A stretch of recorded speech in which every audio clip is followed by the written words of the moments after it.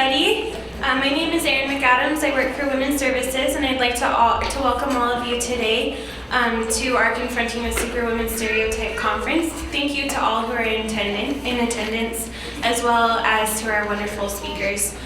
We'd like to all remind you that if you could grab a survey either on your way in or your way out and just put that in one of the boxes, that would be much appreciated. In case any of you missed it, there are brownies on the back table and you're all welcome to grab one. Okay, so we just would like to quickly introduce CJ Kendrick.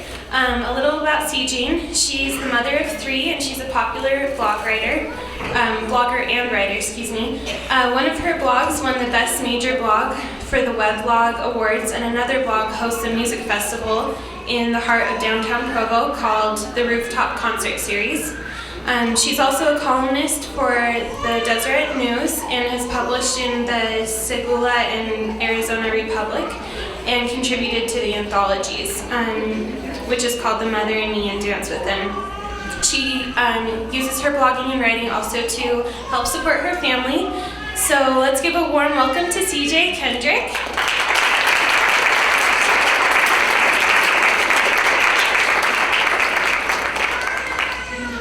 Thank you everybody for being here, men and women, man and woman. I just want all of you women to know that, not like there's a million of you, but those who have babies, thank you for bringing your babies here.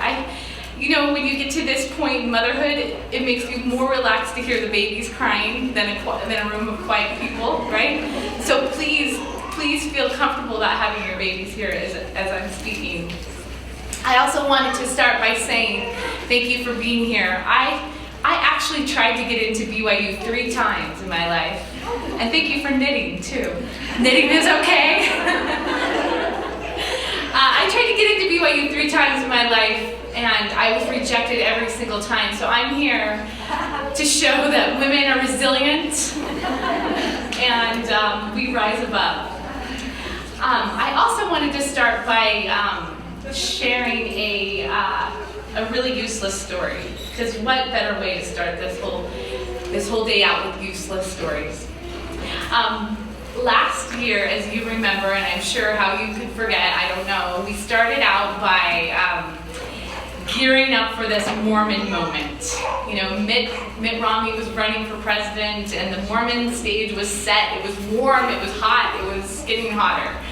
And I just noticed that as this Mormon moment geared up and we were getting lots of publicity as a religion, I started to have more meetings in my life.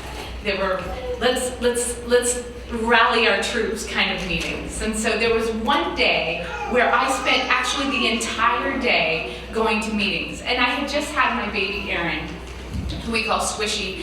So Squishy and I had to bundle up and get in our car and drive from south of the valley all the way up to Salt Lake City, downtown. And it was this full day of meetings. And in between the meetings, I would nurse and feed myself and drink and say, "You're okay, you're gonna be okay." And but by the time I got to the last meeting, I was at KSL Broadcast House, and that's where KSL is. You all know KSL, I hope. Welcome to Utah, if you don't know. And I get done with that meeting, and I'm like, at that point, my head is just full of things that I needed to do, and career-wise, writing-wise. And my baby's done. She's fried. She's done. She's crying, and I pick her up in that car seat, right? And which weighs like 400 pounds. I don't know why car seats are so heavy, even if your baby's like 10 pounds. Anyway, I'm hauling this car seat, and I get in the elevator, and I push a button, and the doors open. And ladies and gentlemen, oh, let's make sure that this works.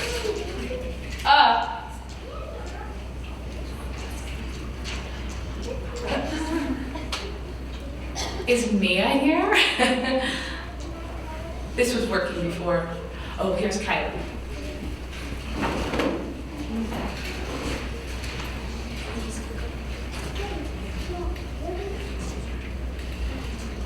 Oh, don't look.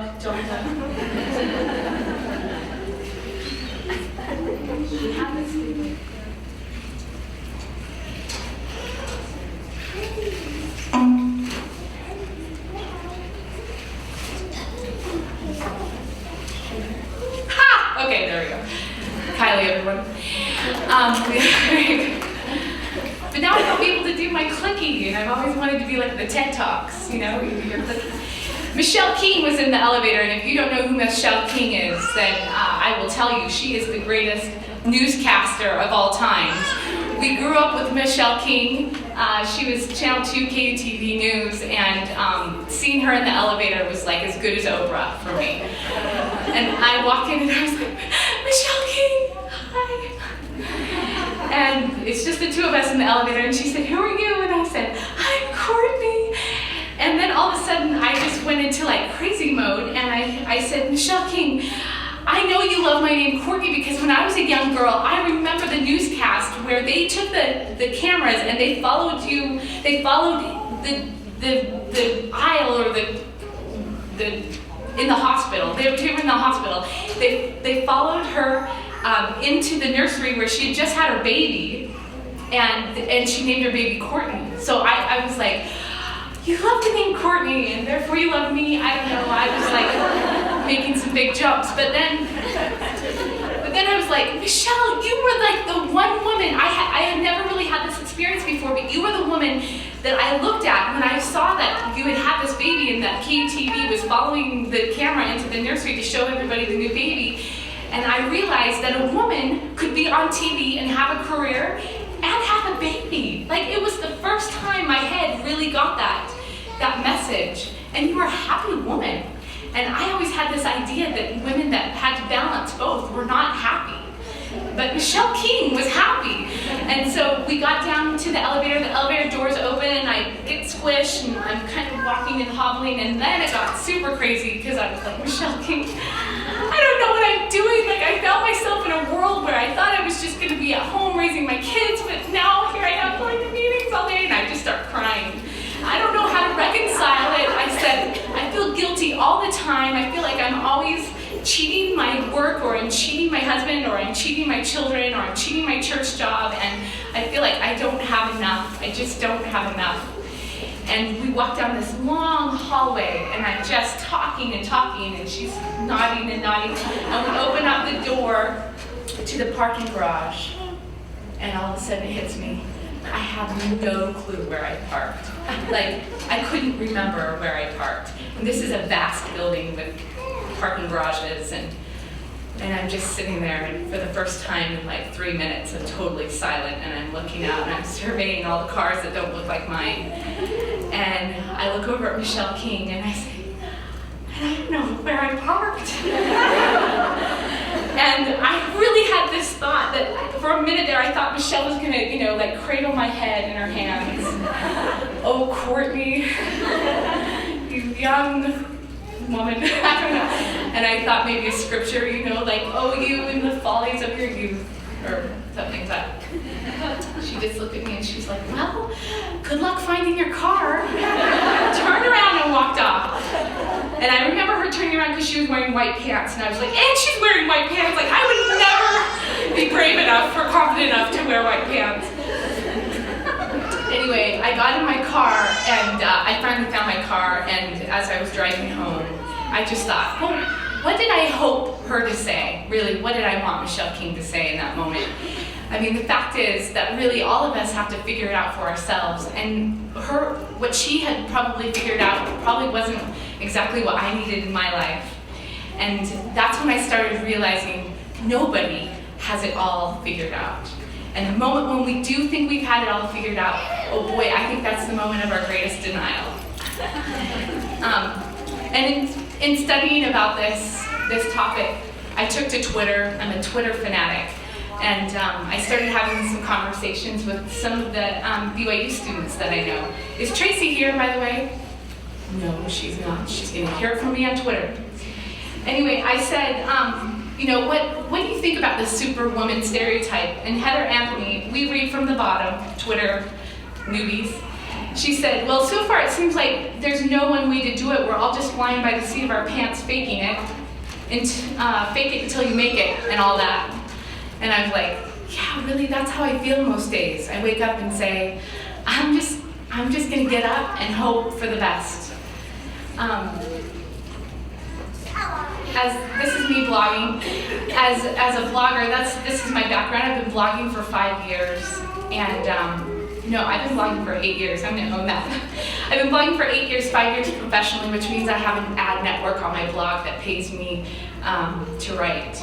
And this is what it looks like most days, if I'm being totally honest. But as bloggers, I think we do some great things. And one of the things we do is we give jobs to women who can stay at home and cultivate what they love, whether it be writing or design or crafts or food or political blogs.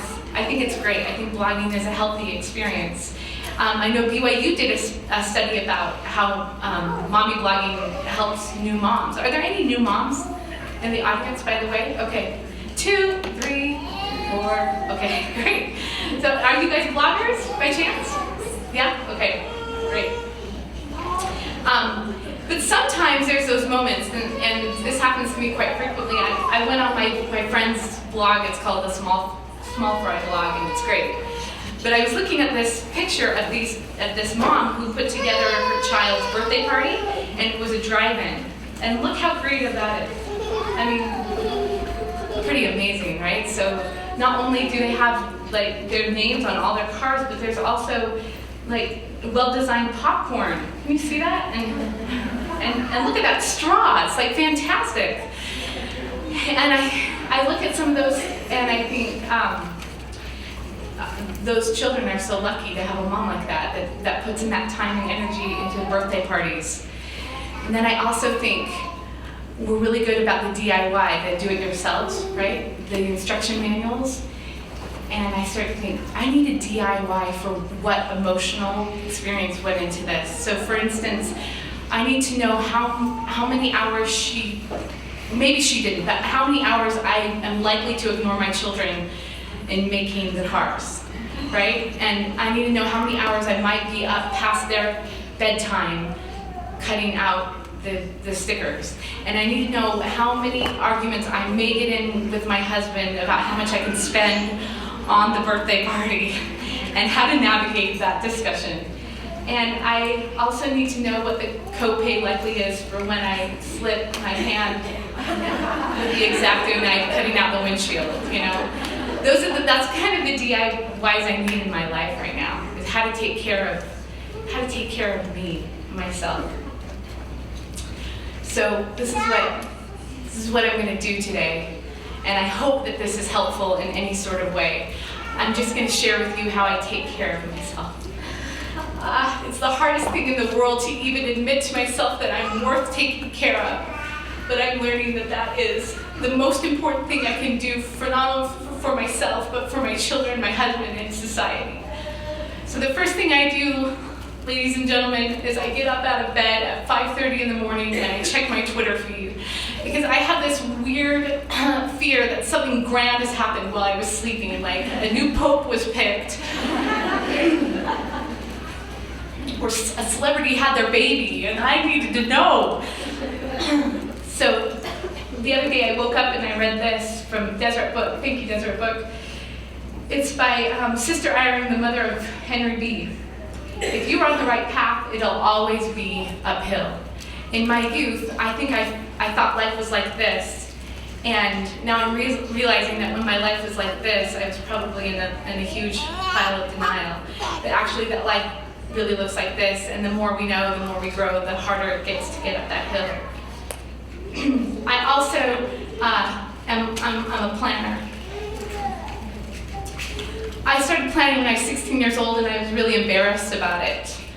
And so I kind of gave it up for a while, and then I went on a mission, and you know when you're on a mission, planning is everything to you. And then I had a nephew, Clark, who came here to BYU, and when he was a freshman, I would sometimes call him, because you know, as mothers, we need somebody during the day to come and rescue us or help us. And I said, hey Clark, listen, I'm gonna need some help here and there. I'd call him and he'd be like, well, I have between 11 and 12 on Thursday to help you, and Saturday from 10:30 to 12:30, those are my service hours. And I get really frustrated, like, Clark, you're a freshman at BYU, you can just cross the street and come and help me, I know you can. But he had been taught schedule, and that taught me to value my schedule. And so taking care of myself means that I plan on Sunday mornings, I plan my week. And when those calls come in, hey, do you want to come and meet us at the park? I say, no, I have told myself that I have dedicated this hour right here to playing with my children in the dollhouse or whatever it is, and I own it. And I don't feel bad that I'm saying no. I say, this is who I am. The scheduling is everything to me. I wake up in the morning and I also read my scriptures. I'm reading the Doctrine and Covenants right now. I'm finding that I'm growing in my love for Joseph Smith because he had an imagination. And I think that the best of us can let our imagination and our faith play together. And I find that the bigger I let my imagination grow, the more my faith grows too. And so studying about Joseph Smith has been important to me in my life recently. I also journal. I feel like journaling is really a good way to be able to process what I'm thinking. And in those hours in the morning, where everything's quiet and you can kind of, you don't know if you're dreaming or if you're awake, those are when the best inspiration comes. And also dreams. I think our dreams are meaningful, and so I try to write down my dreams too. Last of all, I am a behavioral science major. That's what I graduated in. And I am always drawn to ideas about family order and birth order and communication and just humans, like how humans function. And so I seem to always have a book that helps me become really clear on that topic on behavioral science. And I'm reading right now John Bradshaw's The Family, which my sister Paige gave me for Christmas, and it's about kind of dysfunctional families, so I don't know what she's saying about me. And then it's time to get to work. I've recently hired my niece to come and take care of my children from 8 to 10 in the morning. I was finding that I wasn't valuing what I do as a blogger and a writer at all. In fact, I was letting every single thing come on top of writing. And this has nothing to do with Facebook, I'm sorry. Just a minute. I didn't value it, my husband didn't value it, my children sure didn't value it, nobody was valuing it because I didn't value it. And so I would allow everything. If my child needed toast, that would take up time, that toast making would take up time from writing. Or if my husband needed to work, like husbands do, then his job would take precedence over my job. Finally, I decided, I'm going to start valuing what I do. And I'm going to say that my job is just as important as his job. And we have an equal experience here. So I hired myself a personal assistant, and I've started to be very secure about what I do and how I do it and when I do it. Except for Olivia, my niece, she's my personal assistant. She comes and the kids are fine and everybody's happy, and I close the door and I sit down to work, and all of a sudden this is what I hear. Courtney, you are the worst. You can't write. Nobody cares. You say things that you don't really mean. You put yourself out there and you probably shouldn't. Your vulnerability is a little over the top. And then I think about the women who write me that say all sorts of things from, I find that your blog is not in conjunction with the spirit of the gospel, to I find that you are a silly, materialistic human being. And I start, those voices just fill my head almost the minute I sit down. And so what do? I do what any of us do. I go to Facebook.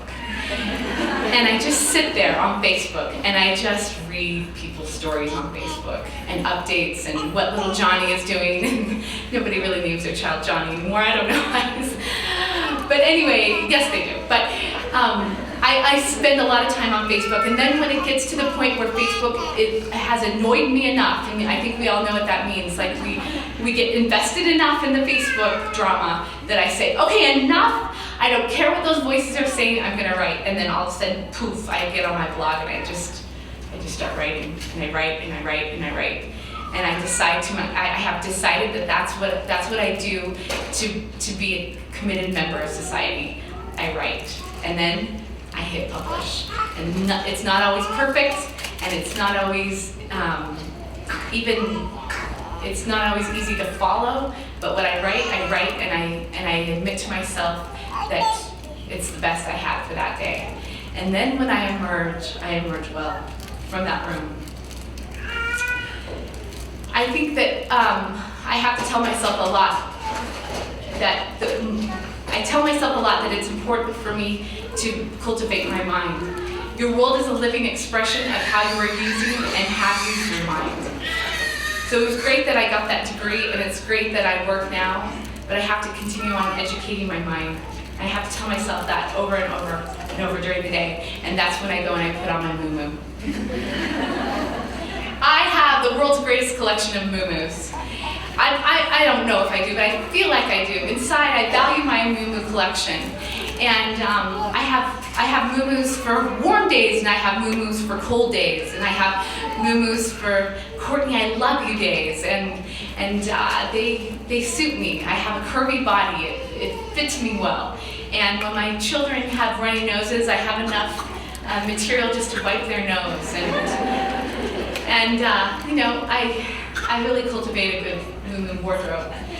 And the only thing that I ever get insulted about with my moo-moos is when people say, well, how does your husband feel about that? As if my job was to wake up and dress to impress him. You know what I mean? Like, how does he feel about that? I don't care. I have to wake up and do what I gotta do. And this is the outfit that I have chosen to do what I'm gonna do. And if he has a problem with that, I think that's his problem, right? And if I'm being honest, yes, in the beginning he had a problem with it. But am I happy? Does he come home and see a happy wife? Yes. Well, then the moo-moo is not the issue. I have breakfast. I ate breakfast. I don't know why I confess I didn't. Okay. Well, just so you know, I eat breakfast. I think it's important. I also want to share with you that this is also in conjunction with what we do. And what I hope we do is tell each other our stories. This is from Isabella Allende, one of my favorite writers. Give, give, give. What is the point of having experience, knowledge, or talent if I don't give it away? Or of having stories if I don't tell them to others? Or of having wealth if I don't share it? I don't intend to be cremated with any of it. It is in the giving that I connect with others, with the world, and the divine. So if having that personal assistant at my house every day to write is part of that, and if wearing my moo-moo is part of that, then that's what I do. That's what I do to give. After breakfast, we work, we clean. My kids have jobs, I have jobs, and we try to get to a point where there's some sort of semblance of organization in our home. And I recently shared this on my blog, but I've always thought that this was about ego. This was about if somebody knocked on my door at any second, at any time of the day, and I opened up that door and my house was clean, it'd be like, woman, I don't know what you're doing here, but this is really working, you know? And so it would really discourage me when people would come to my house when I have it clean, because I really wanted them to think I had it all together. And then I decided to give up on cleaning altogether, and that doesn't work. So the happy medium is to take ego out of it. And say it's not about ego. It's about learning to work hard and teaching my children to work hard. But more than that, it's the thing that I do to process my thoughts. And I'm an angry woman. I was born an angry baby, and I have just continued on. And I will probably be angry until I'm going to be one of those angry grandmas, you know, that are like, get off my lawn. But that's me, and so I have found that cleaning actually makes me more intelligent. It actually, I use a windmill analogy where on most days my windmill is just still, and then I start cleaning, and that windmill starts going, and my thought starts moving, and I start scrubbing, and I say, this is me, this is woman, you know, my poor children are running out of the room. That's how I really, and I have shared this before, but it was in vacuuming when I found out that when I knew I was going to have a daughter, and her name was going to be Ever, which is a name I would have never thought of before. But I think that there's holiness and sacredness in cleaning, so I hope we never ever are ashamed that that's part of who we are as women. We're organizers, we're cleaners. And maybe we don't always feel that way, but I think that that's inside all of us. After that, it's adventure time, where we take the kids out, and most of the time we come over to BYU and I let them run crazy. I hope you don't mind if you're a student here and you see my kids running up and down the Wilk. But sometimes we go and we just look at what's out in our community. Here's the world's tallest snowman. I don't know if it's the world's tallest snowman. I'm seeing all of these things that I can't really qualify, so I'm sorry. Or we do Play-Doh. I really don't like Play-Doh. I think it's messy and it takes forever to clean, and my kids end up eating it anyway. But they love it, so every once a year, maybe, we do Play-Doh. We also do a lot of playtime where I sit down with the kids and try to build up stories with their toys. I was pretty proud of myself with this one because I thought this would be a good way to teach my Ever about our polygamous past. Because I come from polygamous stock, ladies and gentlemen. And but the problem is that my children, they're not interested in that. So usually, like, one mom ends up being from Mars and she's coming to take over the world, and then all of a sudden, like, an elephant will, hit the scene, and then a polar bear will come, and I have a really hard time because I'm like, that's not how the story goes. So, he married her first, and then they kind of dated, and then I don't know how it goes. But my kids never let me tell like a linear story, and so that only works for about 15 minutes before I'm like, you guys you figure it out. And then I start matching socks or something. And then we have lunch. Lunch for us is usually a huge, gigantic plate of whatever we've got in our cupboards. And I let the kids have toothpicks, and we just sit on top of the table, and I let them just have at it. It looks really healthy. I'm going to say that only probably 2 or 3 actually get eaten, and then the rest is by me.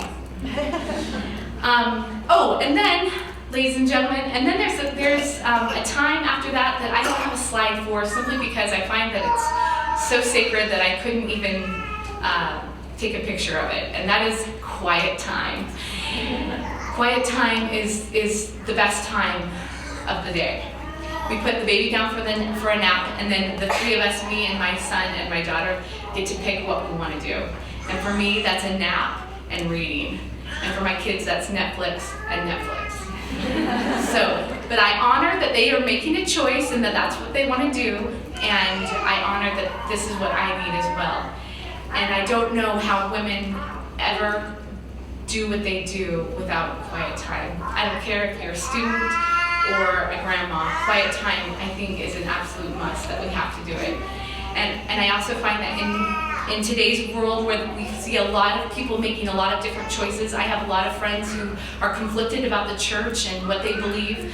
I find that it's a must to have that time to figure out who we are and what we believe. And it's a time where I let my fear and my faith dance together and play together and talk to each other and have conversations, and that doubt and that faith come together and they say, let's figure this out. And it has to happen every single day. And it's a holy sacred time in our house. Don't knock on my door between 1 and 3. After that, we go for a walk, and I grew up in Provo, and I grew up in Provo hating it, and here I am raising my children, and I think that's a problem. And so I try every day to find a new view of Provo, for my eyes, but also for my spirit, so that my children know that they're going to be raised here, and they can be confident about it, and they can be happy about it, and they can stand up from the world and say, I was raised in Provo, Utah, the home of Imagine Dragons, or the home of neon trees, or whatever it is. I want them to be proud of being here, the home of BYU Cougars. And that's part of the reason why my husband and I think it's important to be part of the community as well, and work on the rooftop concert series. It's for our children to see that we're proud of where we live, and we're willing to take our time and energy in making it better. Then we have dinner. I don't know, this is really silly, we eat beans, whatever. Okay, after dinner, then it's playtime. It's what we call a Dance Party USA, and that means that we just turn up the music really loud, and whatever happens, happens, and that's for an hour. And that hour we call it Dance Party USA, but what it's really about is getting that energy out of our children, so they'll flop into bed instead of protest into bed, and also for us to get our energy out too. So we dance, and we also use Dad as a buffalo. That works as well. And then the children go to bed. When the children go to bed, then it's an important time for me to bundle up. Did you guys feel that we had the coldest winter on record this past winter? Yeah. So it just happened to coincide with I am going to get out and walk no matter what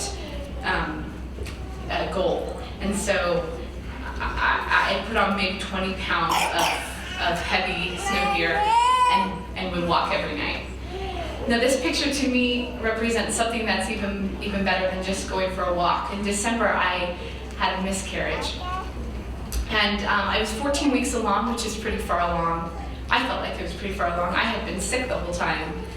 And I had to have a D&C, and coming out of that surgery, I had this experience where I realized that I am not here to take care of my body. My body is here to take care of me. And then I started to see that this life existence that I've had about apologizing for my body and the way it looks and how it never measures up has been a waste, and it's been sad. And I decided that I was going to look at my body as something that protected my spirit. And it didn't matter what it looked like, and it didn't even matter the health of it. What mattered was that I recognized the point of having a body. And after that, I could start to see that it had done things for me all along. And in fact, the very shape of my body had protected me in so many ways that I had never even imagined before.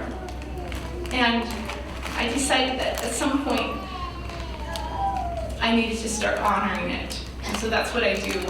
I take it for a walk, and we chat. We say, hey, okay, so I ate a little too many chocolate-covered almonds. How do we feel about that? And my body's always like, it's okay. It's okay. You know, it's really okay. And I think all of the fears that I have about having a body kind of start to go away when you really chat with it, when you really say, you know, what are we here for? What are we doing? Are we okay? And on some nights we're not okay. You know, some nights I really give in to the idea that it needs to look a certain way, or that I need to diet, or that I need to apologize for it. Most of the time, I think my body's like, that I'm in the exact shape you need me to be. The exact shape you need me to be in for right now. And I'm working on trusting that. After that, it's Mom and Dad time. We call that Mom and Dad time. And it's really actually such a special time that I wanted to share it with you, what it looks like. So here's a little video. So, how was your day?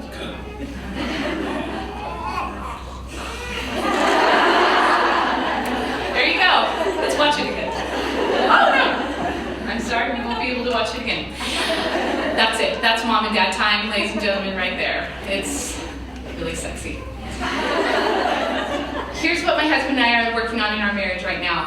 Once the realization is accepted that even between the closest humans being infinite to the closest human beings, my goodness, infinite distances continue to exist. A wonderful living side by side can grow up if they succeed in loving the distance between them, which makes it possible for each to see the other against the sky.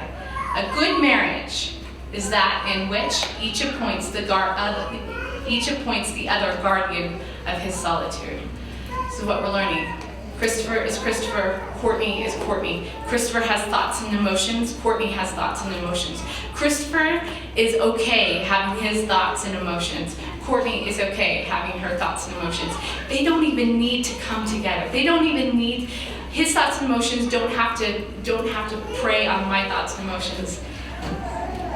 And mine don't have to do that to his. For the first 10 years of our marriage, that's how it was. It was like we were in the same canoe, and when he would move, I would have to move.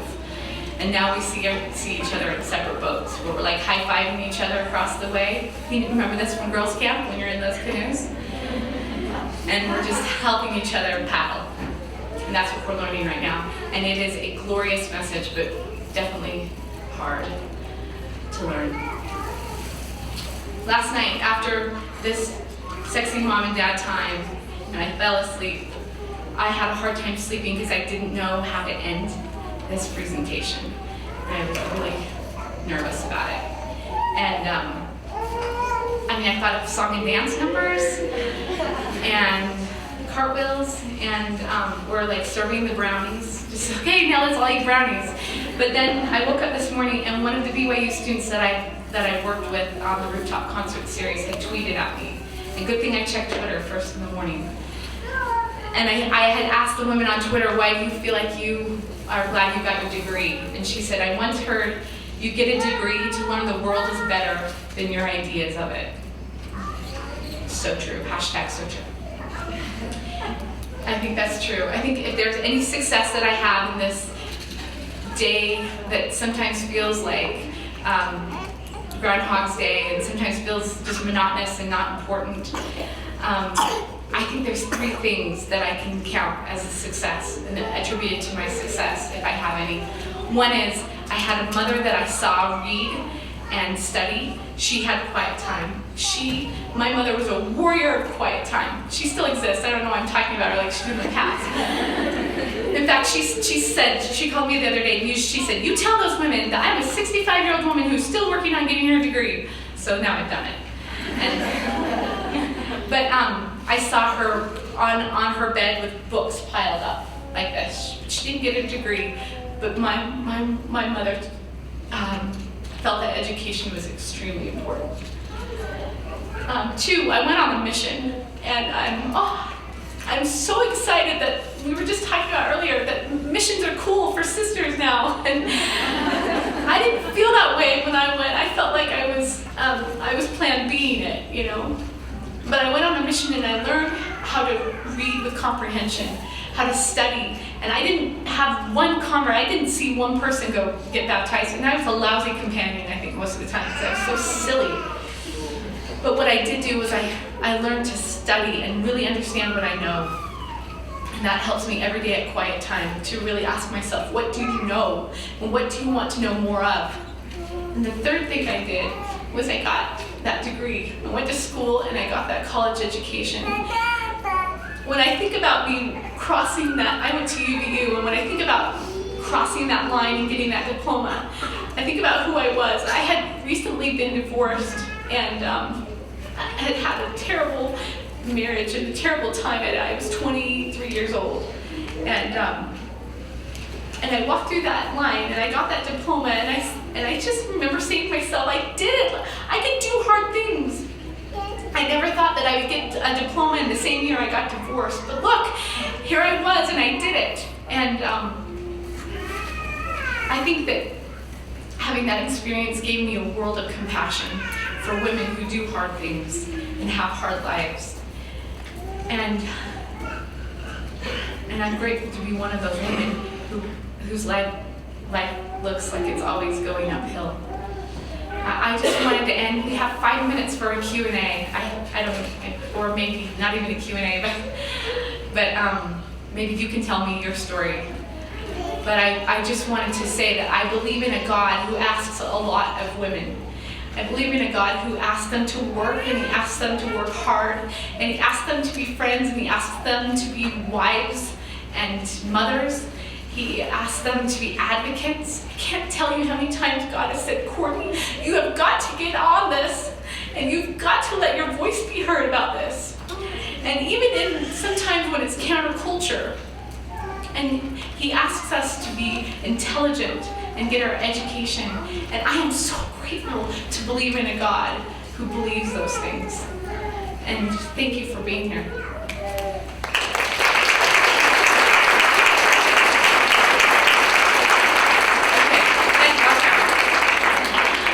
You could clap for another 5 minutes, that would be fine with me.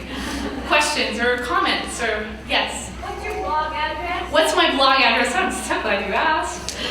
It's CJANE Kendrick, cjanekendrick.com. Yes?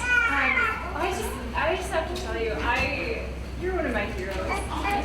I hope that obviously I don't know what your circumstances were it will take you, but I hope that you never stop writing. Oh, thank you. Thank you. I had a friend who used to send me your blog post while I was on my mission, so. Oh, on your mission?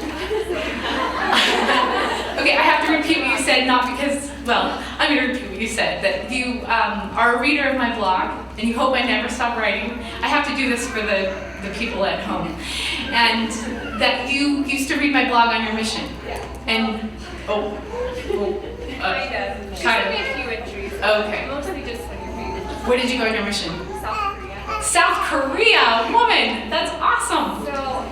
So my question, just from reading your blog, I mean, I came home from my mission and kind of to hard circumstances, and just through that, I kind of fell into the women's studies minor here at BYU, and it's changed my life, and I love it, and I feel like your blog is part of the reason that I decided to do that.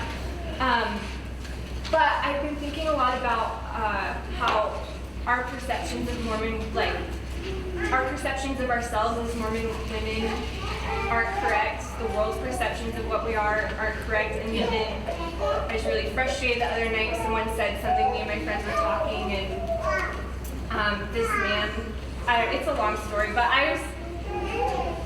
he was obviously a member of the church, and his perception as us as Mormon women and what we were doing was not correct. And so I was just wondering, what are things that we can do to change people's change perceptions of ourselves, to change the world's perceptions of ourselves, and to change, I don't know, what can I do to change the question is, what can we do to change the perception of who we are as Mormon women and what the world sees us as Mormon women?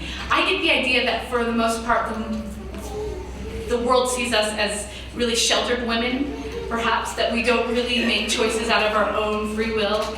And I don't know how this happens, but it feels like to me that the whole concept of personal revelation, which is how our church got started, is always taken out of the perception of the world. And I think that's what we can do, is we can put it back in. I was just sitting here with Victoria before this started. And Victoria, I hope you don't mind me sharing this, but Victoria was really great about saying, God wants me to get a PhD, and God wants me to be a mother, and really owning that experience, right?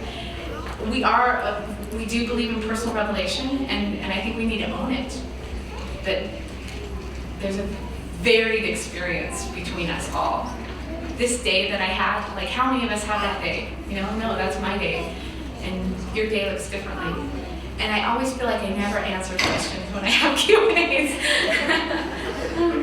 But yeah, I do think that we can do a better job at. Okay, this is what I'm going to say. This is my final answer. We need to tell our stories. We need to tell our stories to each other. We need to tell our stories on blogs. We need to tell, and I don't mean just the perfect day. I mean the days where things are really hard. Or the times where we're like, I don't know if I believe this right now. We need to tell those stories. Those stories are important. Yeah? Okay. Good question. Amy Hacker. I was going to say that. Tell your story. Yeah, okay, good. You can tell Amy and I are writers. We believe in telling stories. I just wonder, do all of us have a place to tell our stories? A neighbor, a mother, a blog? Do we? Natasha, you have a radio talk show. Yeah. You can tell your stories. You're lucky. Anybody else? Any other questions? You just want brownies. I understand. Okay, well, welcome to this conference. We're so excited that you're here. I'm so excited to be a part of it. In fact, when I heard about it, I volunteered with some of my friends to be speakers. I picked some of my most passionate friends, and I hope that you enjoy it. So thanks for coming.